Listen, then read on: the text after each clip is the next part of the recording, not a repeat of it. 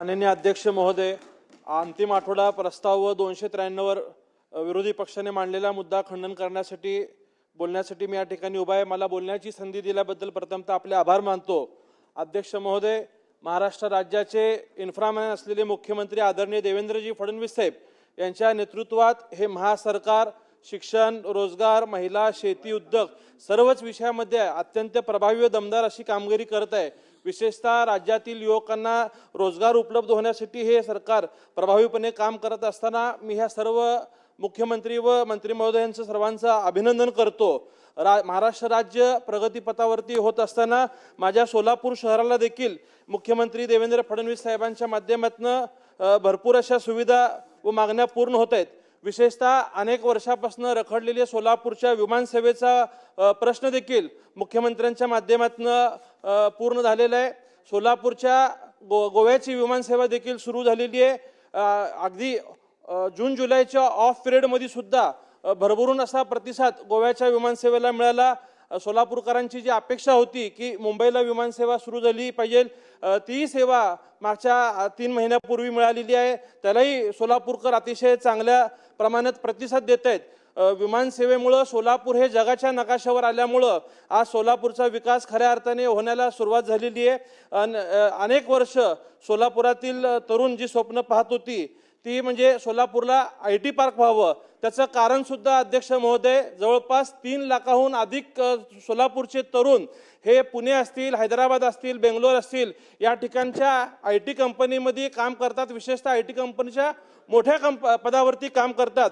हीच बाब माननीय मुख्यमंत्र्यांच्या निदर्शनास आल्यानंतर त्यांनी सोलापूर शहराला IT पार्क देण्याची घोषणा केली होती आणि कालच्याच 2 दिवसापूर्वी राज्याच्या HPCने सोलापूरच्या IT पार्कला मंजुरी दिलेली आहे। यातनं मी महाराष्ट्र शासनाचे आभार मानतो की अनेक वर्ष जो सोलापूरच्या विकासाचा बॅकलॉग रखडला होता तो कुठेतरी आता मुख्यमंत्री देवेंद्र फडणवीस साहेबांच्या माध्यमातून पूर्ण होतंय। या IT पार्कच्या माध्यमातून मला सांगावंसं वाटतं की आज पुणे मुंबई सारख्या शहरात जिथे एखादा फ्लॅट घेण्यासाठी आपल्याला 50 ते 60 लाख रुपये किंवा कोटी रुपये भरावे लागतात, त्या सोलापूर शहरात आज महापालिका क्षेत्र असेल किंवा शहरापासून जवळ एकरभर जरची जमीन एखाद्या कोटी रुपयामध्ये मिळती। यातनं आपल्याला लक्षात येईल की सोलापुरात आता IT उद्योग असेल किंवा विविध उद्योगासाठी एक चांगली संधी सोलापूरला उपलब्ध झालेली आहे। मी आजच्या या प्रस्तावाच्या माध्यमातून महाराष्ट्र शासनाला विनंती करतो की सोलापुरात हे कामगारांचं शहर आहे। ब्रिटिशकालीन मिल सुरू झाल्यानंतर ब्रिटिश काळात या ठिकाणी अनेक कामगारांच्या चाळी वसलेल्या आहेत। विशेषतः 14 चाळी ह्या मोठ्या आहेत।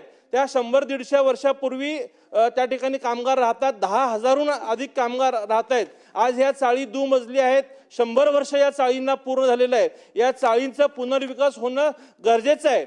ह्या चाळी आज एकदम शहराच्या मोक्याच्या जागेवरती आहेत। एकही नया रुपयाची अपेक्षा आम्हाला सरकारकडनं नाही आहे, परंतु आमची जी अडचण आहे ती या सगळ्या चाळीच्या जमिनीवरती चुकीच्या पद्धतीने बिटू लागलेला आहे। मी स्वतः मुख्यमंत्री फडणवीस साहेबांना आणि बावनकुळे साहेबांना याबाबतची वस्तुस्थिती समजून सांगितलेली आहे आणि बावनकुळे साहेबांनी सांगितलं की नजूलच्या धर्तीवरती किंवा सिंधी समाजाला ज्याप्रमाणे 2% आकारून हे बिटूची सवलत माफ करण्यात आलेली आहे, परंतु माझी आपल्या माध्यमातून मुख्यमंत्री महोदयांना विनंती आहे की ह्या कामगारांच्या घरांचा प्रश्न असल्यामुळं आणि सरकारला कुठल्याही प्रकारची पुनर्विकासासाठी पैसे द्यायची आवश्यकता नसल्यामुळं बिटू पूर्णपणे माफ होण्यासाठी ह्या सरकारने सकारात्मक प्रयत्न करावा, मी अशी आपल्या माध्यमातून विनंती करतो। त्याचबरोबर सोलापूर शहराला जे 2 उड्डाणपूल मागच्या 10 वर्षापूर्वी मंजूर झाले, स्वतः गडकरी साहेबांच्या हस्ते त्याचं भूमिपूजन सुद्धा झालं, परंतु आज खेदाने या ठिकाणी नमूद करावं लागतं आज 10 वर्ष उलटले तरी या उड्डाणपुलाचं काम सुरू होत नाहीये। त्याचं कारण म्हणजे अनेक जमिनी अद्यापपर्यंत ज्या केंद्र सरकारचे ते ताब्यात आलेली नाहीत। तर माझी आपल्याला या माध्यमातून विनंती आहे की या 9 किलोमीटरची जे उड्डाणपूल आहे तो जवळपास 7 किलोमीटर हा माझ्या शहर मध्य मतदारसंघातून येतो। तर जी काही प्रशासकीय जागा विशेषतः केंद्र सरकारची आहे ही जागा लवकर ताब्यात घेण्यासाठी सरकारने प्रयत्न करून उड्डाणपुलाचं काम प्रत्यक्ष सुरुवात व्हावी अशी अपेक्षा मी आपल्या माध्यमातून करतो। सोलापूर शहराला जे अभियांत्रिकी महाविद्यालय 1966 साली मंजूर झालं होतं, परंतु त्यावेळी सोलापूरचं अभियांत्रिकी महाविद्यालय अन्य शहरात पळवण्यात आलं. अनेक वर्ष सोलापूरकर त्या अभियांत्रिकी महाविद्यालयाची वाट पाहतायत, परंतु त्यात यश आलं नाही. परंतु तत्कालीन पालकमंत्री चंद्रकांतदादा पाटील हे उच्चतंत्री शिक्षण मंत्री असताना त्यांनी अभियांत्रिकी महाविद्यालयाची घोषणा देखील केलेली आहे, ते मंजूर देखील झालेलं आहे.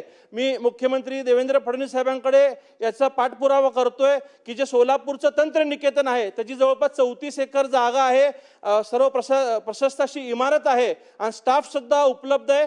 तर येणाऱ्या 26-27 या शैक्षणिक वर्षात त्या अभियांत्रिकी विद्यालयाला सुरुवात व्हावी अशी अपेक्षा मी अध्यक्ष महोदय आपल्या माध्यमातून या ठिकाणी करतो. विशेषतः सोलापूर शहराचा जो डीपी रोडचा प्रश्न आहे की क वर्ग आणि ड वर्ग महापालिका असलेल्या शहरातल्या डीपी रोडला बजेट नसल्यामुळं विकास कामं पूर्ण करण्यासाठी अडचण येतात. तर महाराष्ट्र शासनाने एक डीपी रोडसाठी विशेष अशी योजना आणावी जेणेकरून 12 मीटरपेक्षा जास्त रस्त्यांचा त्यात समाविष्ट करून हे रस्ते विकास होणं गरजेचे आहेत. जर डीपी रस्ते मंजूर झाले तर मला वाटतं सर संपवतो, डीपी रस्ते जर मंजूर झाले तर शहराचा विकास मोठ्या प्रमाणात होऊन त्यातनं महापालिकेला देखील उत्पन्न उपलब्ध होणार आहे. अध्यक्ष महोदय, सोलापूर शहराला 100 इलेक्ट्रिकल बसेस देखील मंजूर झालेले आहेत. आज त्या इलेक्ट्रिकल चार्जिंग स्टेशनचं काम पूर्ण होत आलेलं आहे. तर महाराष्ट्र शासनाला विनंती करतो की आपण हे बस सोलापूर शहराला प्राधान्यक्रमाने उपलब्ध करून द्यावेत.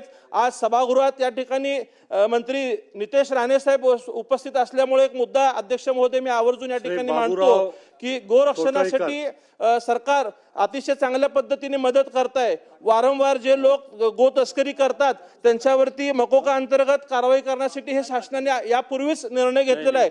परंतु सोलापूर शहर हे सीमावर्ती भाग असल्यामुळे या ठिकाणी अजून सुद्धा गो तस्करी मोठ्या प्रमाणावरती सुरू असती.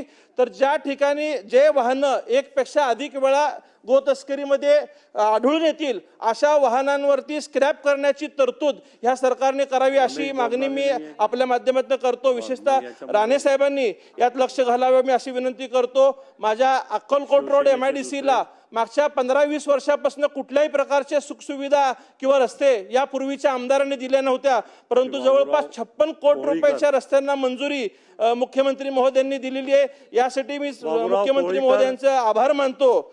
व 293 या शेतीच्या विषयावर बोलताना मला विशेषतः पालकमंत्र्यांचं मनापासून एक अध्यक्ष महोदय प्रसंगी हेलिकॉप्टर बोलवून त्यांना पुनर्वसन करण्याचं, त्यांना हलवण्याचं काम या सरकारने केलं. ऐन दिवाळीच्या तोंडावरती जे भरभरून अशी मदत शेतकऱ्यांना सरकारच्या माध्यमातून मिळाली.